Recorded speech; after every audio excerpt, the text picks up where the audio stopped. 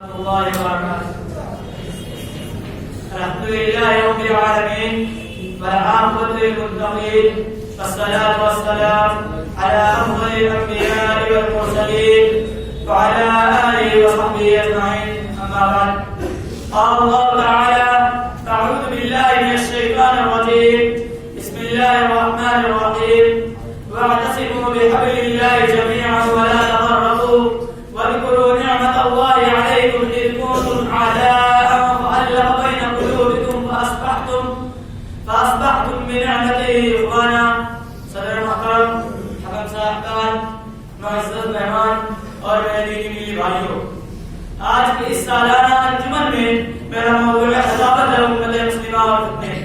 سامعین کرام، لغت میں فتنہ جھگڑا، فساد اور ابتلاء و آزمائش کے معنی میں استعمال ہوا ہے، اور یہ لفظ کتاب و سنت میں کئی معنوں میں استعمال ہوا ہے.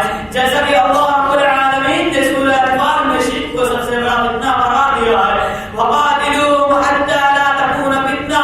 اسی طرح سورہ ذاریات میں اللہ تعالی نے جہنم کے عذاب کو فتنہ کہا ہے. ذوقوا فتنتکم ھذا الذی کنتم بہ تستعجلون. اس کے علاوہ بہت ساری آیات ہیں جس میں لفظ فتنہ الگ الگ معنوں میں استعمال ہوا ہے. اور موجودہ دور کو شروع فتن کا دور کہا گیا ہے، انحطاط الزمان کا دور کہا گیا ہے، اور فقدان ایمان کا دور کہا گیا ہے. معزز حضرات، آج انسان اپنے عمل و فراست سے ان بلند مقام پر پہنچ چکا ہے جس کا تصور بھی عہد عظیم میں محال تھا.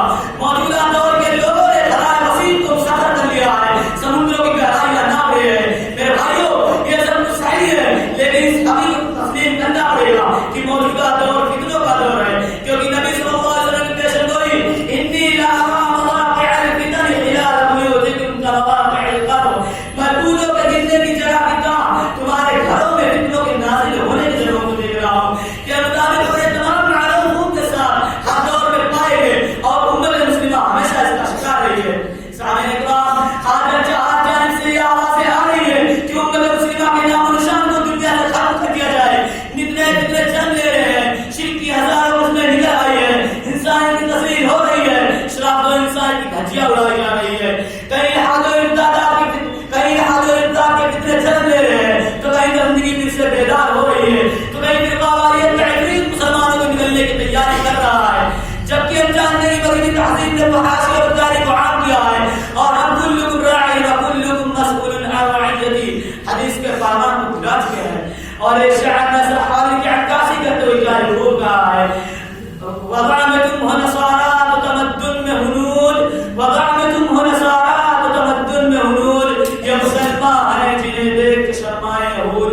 میرے اسلامی بھائیوں، آج مسلمانوں کے پاس لوگ تو ضرورت کا کیا کہنا. سچ کہتا ہوں کہ آج مسلمانوں کے پاس سب کچھ ہے، سونا اور قیمتی دھات ملنے والی زمین پہ ہے، لیکن ان سب سے کیا فائدہ.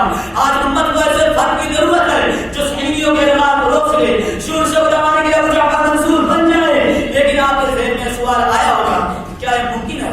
تو اس کا جواب ہے: ہاں میرے بھائیوں، یہ ممکن ہے، مگر اس کے لیے ایک شرط ہے کہ ہم کتاب اللہ اور سنت رسول کو اپنا لیں اور اس پر سختی سے عمل پیرا ہو جائے، جیسا کہ اللہ رب العالمین کا حکم ہے: واعتصموا بحبل اللہ جميعا ولا تفرقوا. اللہ تعالیٰ کی رسی سے مل کر مضبوط تھام لو اور ٹوٹ نہ ڈالو، تب جا کر کامیاب ہو سکتے ہیں. آخر میں اللہ رب العالمین سے دعا ہے کہ وہ ہمیں فتنوں اور آزمائشوں سے محفوظ رکھے اور ہر کتاب و سنت کو مضبوط استقامت کی توفیق دے. آمین. وآخر دعوانا الحمد للہ رب العالمین. والسلام علیکم ورحمۃ اللہ وبرکاتہ.